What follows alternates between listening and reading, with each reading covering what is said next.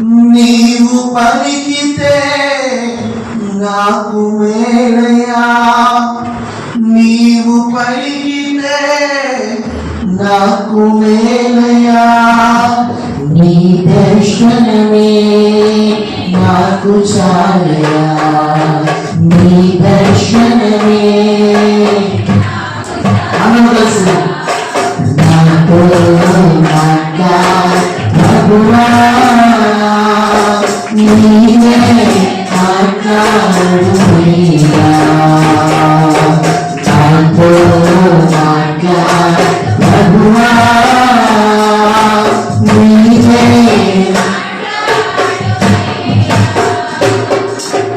నీ వాక్యమే నన్ను బ్రతికించేది, నా బాధలను మదిలించేది, నీ వాక్యమే నన్ను బ్రతికించేది, నా బాధలను మదిలించేది.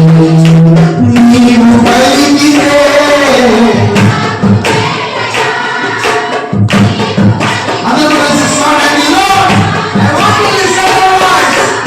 నీ దర్శనమే నాకు చాలయా, నీ దర్శనమే నాకు చాలయా, నాతో ప్రభువా, నీవే మాట్లాడయ్యా, నాతో ప్రభువా, నీవే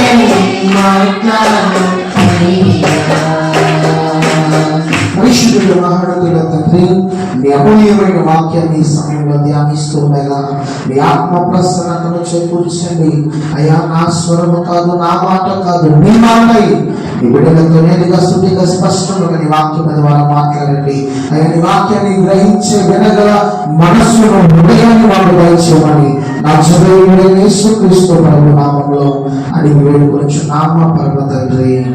దేవునికి స్తోత్రం. హల్లెలూయా, హల్లెలూయా. బైబిల్ గ్రంథాలు తెలిసినట్లయితే దేవుడు తన వాక్యం ద్వారా వారితో మాట్లాడే వారిగా ఉన్నారు. మొదటి దశలోనికులు రాసిన పత్రిక మొదటి అధ్యాయం మొదటి వచనాన్ని చదువుకుందాం. మొదటి దశలోనికులు రాసిన పత్రిక మొదటి అధ్యాయం మొదటి వచనం. తండ్రి అయిన దేవుని యందును ప్రభు అయిన యేసు క్రీస్తునందును ఉన్న తెస్సలోనికయులు సంఘమునకు పౌలును సిల్వానును తిమోతియును శుభమని చెప్పి రాయినది కృపయు సమాధానమును మీకు కలుగును గాక. దేవునికి స్తోత్రం. హల్లెలూయా. సామెత చెప్తావా? చేతులు కనపడలేదు, మరేం పర్లేదు, చేతులు ఉన్న వాళ్ళే. అమ్మ లేని వాళ్ళు ఏం చేయలేం కదా, చేతులు ఉన్న వాళ్ళే. రెండు చేతులైంది. దేవునికి స్తోత్రం. చెప్తామా? ఆనందంగా చెప్తామా? హల్లెలూయా. నన్ను మాత్రమే చూడండి, ఎటు చూడకండి, నన్ను మాత్రమే చూడండి. బైబిల్లో దేవుడు తన వాక్యం ద్వారా మనతో మాట్లాడుతున్నారు. ఈ అధ్యాయాన్ని మనం ధ్యానం చేద్దాం ఈరోజు.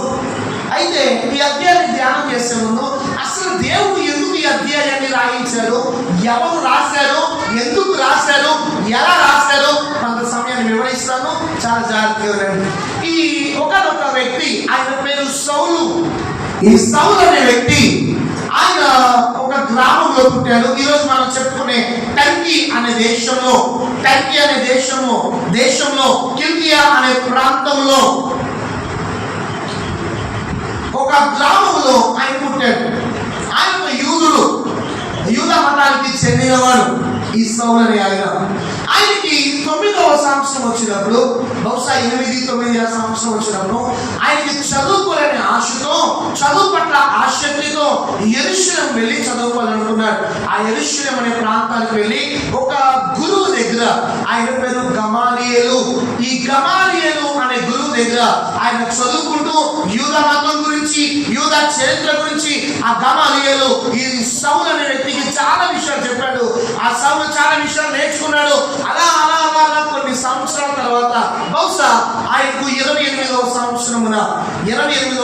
సంవత్సరమున ఆయన అనేకమైన ప్రజలతో డిబేట్ చేయడం మొదలుపెట్టాడు. అనేకమైన ప్రజలతో వాదించడం మొదలుపెట్టాడు. ఆయన యూదా మతం గురించి చెప్తా ఉంటే ఎవరైనా వెళ్ళేదా వారిని కొట్టేవాడు, ఎవరైనా వెళ్ళేదా వారిని అవసరమైతే చంపేవాడు. అలా సౌలు అనేక మందిని చంపేవాడు. అయితే ఈ సౌలు వెనక వల్ల ఆయనకు సపోర్ట్ చేసిన వారిలో కొంతమంది ఉన్నారు, రోమీయులు, యూదులు. ఈ రోమీయులకు, యూదులకు ఆ యొక్క ఈ సౌలును సపోర్ట్ చేస్తూ, అయ్యా నీ వెనక మేము ఉన్నావు, నువ్వు ఇలానే ఉంచు, ఇలానే ఉండు, ఇలానే అనేక మందిని చంపు, ఇలానే మనకి ఎవరైనా వ్యతిరేకంగా ఉంటే వారిని నాశనం చేయి అని వాళ్ళు సపోర్ట్ చేస్తూ ఉంటే ఈ సౌలు ఆ సపోర్ట్ మేరకు అనేక మందిని చంపుతున్నాడు. ఆనాటి కాలంలో యూదులకు వ్యతిరేకంగా ఉన్నవారు, రోమీలకు వ్యతిరేకంగా ఉన్నవారు యేసుక్రీస్తు ప్రభుని ఆరాధించేవారు. ఈ రోజు వారిని క్రైస్తవులు అంటున్నాం, మనం క్రైస్తవులుగా పిలవబడుతున్నాం. అయితే ఆ రోజుల్లో క్రైస్తవుడు అనే పేరు లేదు. ఆ రోజు ఈ క్రైస్తవులు వ్యతిరేకంగా ఉండేవారు. ఈ సౌలు అనేక మందిని చంపేవారు. ఒకనొక రోజు సిరియా దేశపు రాజధాని అయిన దమస్కా అనే ప్రాంతానికి మార్గమై ప్రయాణమై ఈ సౌలు వెళ్తా ఉంటే ఒక గొప్ప వెలుగు, సూర్యుడు కంటే గొప్ప వెలుగును ఆ సౌలు చూశాడు. ఆ సౌలుతో ఆ వెలుగు మాట్లాడుతుంది, సౌలా సౌలా నీవు ఎలా నన్ను హింసించుచున్నావు? ఎవరయ్యా నువ్వు? నిన్ను నేనే హింసిస్తున్నాను అంటే, ఇదిగో నీవే నన్ను హింసిస్తున్నావు, నువ్వు దమస్కాలో ఉన్నా, అదిగో అనన్య అనే ఒక వ్యక్తి ఉంటాడు, ఆయనను కలువు అని చెప్పగానే ఈ సౌలు లేచి ఆ దమస్కా అనే ప్రాంతానికి వెళ్ళి అక్కడున్న అనన్యను కలిసి, అనన్య తనకు 3 రోజులు సువార్త ప్రకటించిన తర్వాత ఆ 3 రోజుల్లోనే యేసుక్రీస్తు ప్రభువారిని సొంత రక్షకుడిగా అంగీకరించి ఆ సౌలు పౌలుగా మార్చబడి 3 సంవత్సరాలు ఎవరితో మాట్లాడకుండా, 3 సంవత్సరాలు ఎవరితో ఆ యొక్క సంభాషించకుండా 3 సంవత్సరాలు ఒంటరిగా దేవునితో గడిపి దేవుని గ్రంథాన్ని ధ్యానించి ఆ యొక్క చక్కటి బోధకుడిగా మార్చబడి సేవ చేయడానికై అనేకమైన ప్రాంతానికి వెళ్ళాడు. కానీ ఎక్కడ వాక్యాన్ని ప్రకటించినా, ఎక్కడికి వెళ్ళాలో తెలియక ఆయన సొంత ఊరైన ఆ యొక్క కల్కి అనే ప్రాంతానికి వెళ్ళాడు. ఆ ప్రాంతంలో ఆ యొక్క 10 సంవత్సరాలు నివసించాడు. అక్కడ బర్నబా అనే ఒక వ్యక్తికి పరిచయం అయ్యాడు. బర్నబా పౌలుకి పరిచయం అయిన తర్వాత అక్కడున్న పెద్దలందరికీ బర్నబా ఇంట్రడ్యూస్ చేశారు. ఇదిగో మన పౌలు గారి అని అందరికీ ఇంట్రడ్యూస్ చేసిన తర్వాత అప్పటి నుండి ఈ యొక్క అపోస్తుడైన పౌలు సేవ ప్రారంభించాడు, వాక్యాన్ని చెప్పడం ప్రారంభించాడు. ఇలా వాక్యాన్ని చెప్తున్న పౌలు ఒకనొక రోజు ఈ పౌలు దగ్గరికి ఒక చిన్న పిల్లలను తీసుకొచ్చారు, ఒక యవనస్తుని తీసుకొచ్చారు. ఆయన పేరు టైటస్, తిమోతి. ఈ తిమోతి ఆయన దగ్గరికి రాగానే ఇప్పుడు ఈ తిమోతి అంటాడు, అన్న నేను కూడా మీతో రావచ్చా, మీతో సేవ చేయొచ్చా అని పౌలు అడుగుతా ఉంటే పౌలు అన్నాడు, నువ్వే సేవ చేస్తావంటే ఈ తిమోతి వెనక మన తల్లి ఉంది. ఆ తల్లి అంటే చిన్నప్పటి నుంచి నా బిడ్డను దేవుళ్ళు పెంచానయ్యా, చిన్నప్పటి నుంచి నా బిడ్డ దేవుళ్ళు ఉన్నాడయ్యా, దయచేసి నీతో కూడా రానివ్వండి అయ్యా అంటే అప్పుడు తిమోతిని పౌలుతో పాటు తిమోతి కూడా వెళ్ళాడు. తిమోతితో పాటు ఆల్రెడీ సౌలు దగ్గర అప్పటికే లూకా అనే వైద్యుడు ఉన్నాడు. ఆల్రెడీ పౌలు దగ్గర అప్పటికే ఆ యొక్క ఇంకొక వ్యక్తి ఉన్నాడు. వీళ్ళందరూ కలిసి సెలవాన్ అనే ఒక వ్యక్తి కూడా ఆయనతో ఉన్నాడు. వీళ్ళందరూ కలిసి దేవుని పరిచర్య చేస్తూ వాళ్ళు బయలుదేరి ఆ యొక్క ఫిలిప్పి అనే ప్రాంతానికి, ఫిలిస్టీ అనే ప్రాంతానికి వెళ్ళారు. ఫిలిప్పి అనే ప్రాంతానికి వెళ్ళి ఆ ప్రాంతంలో సేవ చేస్తున్నప్పుడు ఈ పౌలు అన్నాడు, లూకాతో మాట్లాడుతున్నాడు, లూకా మరి మేము ఎవరి ప్రాంతానికి వెళ్తాం, మేము సువార్త నిమిత్తమే బయలుదేరుతున్నాం, నువ్వు ఇదే ప్రాంతంలో ఉండి ఈ ప్రాంతానికి సువార్త బోధించు, ఈ ప్రాంతానికి నువ్వు దేవుని వాక్యాన్ని ప్రకటించు అని ఫిలిప్పి ప్రాంతంలో ఆయనను విడిచిపెట్టి వీళ్ళందరూ కూడా ఇంకా ముందుకు ప్రయాణమై వెళ్ళారు. ప్రయాణమై వెళ్ళిన తర్వాత వీళ్ళొక ప్రాంతానికి వచ్చారు. ఆ ప్రాంతము పేరే దెస్సలోనికా. అవి నేను చరిత్ర చెప్తున్నాను ఎలా వచ్చిందని.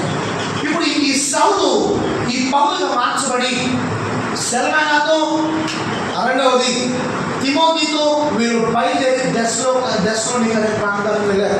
ఆ ప్రాంతానికి వెళ్ళిన తర్వాత ఇప్పుడు అసలైన వాక్యం ఏంటంటే, అసలు ఆ ప్రాంతానికి దెస్సలోనికా అనే పేరు ఎలా వచ్చింది? ఇక్కడ చదువుకున్న పిల్లల్లో ఉన్న మీ అందరిలో చాలా మంది ఒక పేరు తెలిసింది. ఏంటి ఆ పేరు అంటే అలెగ్జాండర్ ది గ్రేట్. అలెగ్జాండర్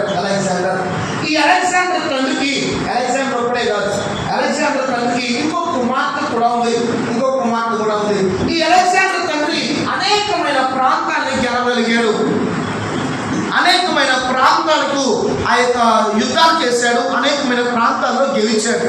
అయితే ఒకనొక ప్రాంతంలో మాత్రం ఆయన గెలవలేకపోయాడు. ఒకనొక ప్రాంతంలో మాత్రం ఆయన యుద్ధం చేయలేకపోయాడు. ఆ ప్రాంతము పేరు సెలోనిక అనే ప్రాంతం. అది సముద్ర తీరానికి దగ్గరలో ఉంది. ఆ సెలోనిక అనే ప్రాంతంలో యుద్ధం చేయలేకపోయాడు. వెంటనే అలెగ్జాండర్ తండ్రి ఏం చేశాడంటే తన దగ్గర ఉన్న మంత్రులను, తన దగ్గర ఉన్న సైన్యాన్ని పిలిచి, మీరు ఎవరైనా ఆ ప్రాంతానికి వెళ్ళి యుద్ధం చేసి ఆ ప్రాంతాన్ని గెలిస్తే అది చక్కటి ప్రాంతం, ఆ ప్రాంతానిపై విజయాన్ని సాధిస్తే నా సగ రాజ్యాన్ని ఇస్తాను, మీరు ఏదైనా అది ఇస్తాను అంటే వాళ్ళలో ఒక ఆయన బయలుదేరి వెళ్ళాడు. అయ్యా నేను యుద్ధాన్ని చేస్తాను, నేను వెళ్తాను అని కెసెండర్ అనే ఒక ఆయన బయలుదేరి ఆ ప్రాంతానికి వెళ్ళి యుద్ధాన్ని చేసి వెనకొచ్చేసాడు. రాజు కనపడ్డాడు. నువ్వు వెళ్ళావు కదా, ఏమైంది? రాజా, నేను ఆ ప్రాంతపు పేరు ప్రపంచ పటంలో నుంచి తీసేసా. అయ్యో, అందరిని చంపేసావా? లేదయ్యా. అందరిని నాశనం చేసావా? లేదయ్యా. ఆ ప్రాంతానికి పేరు మార్చేసా. ఏం పేరు పెట్టావు? తెస్సలోనిక. రాజు షాక్ అయ్యాడు. ఎందుకో తెలుసా?